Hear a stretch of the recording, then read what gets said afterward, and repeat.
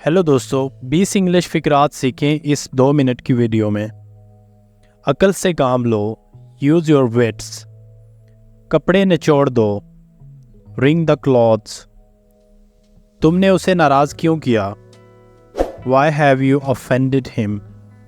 कहीं नज़र ना लगे, टच वुड। इसे इंटरनेट पर तलाश करो, look it up on the internet. दीवारों के भी कान होते हैं, Walls also have ears. Ali laptop पर काम कर रहा है। Ali is working on laptop. अपने गुनाहों से तौबा करो। Atone of your sins. खुदा की यही मर्जी थी।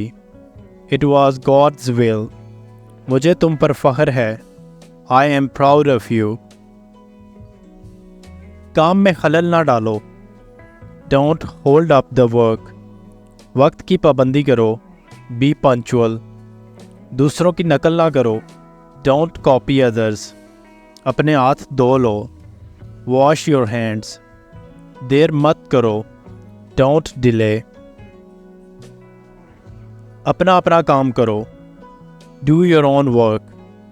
तुम्हें वहीं रहना चाहिए, यू शुड स्टे देयर। फिर कभी आकर मिलना, come and C me again. जल्द ही वापस आना, कम बैक सून। अब बाएं जाओ, नाउ गो लेफ्ट।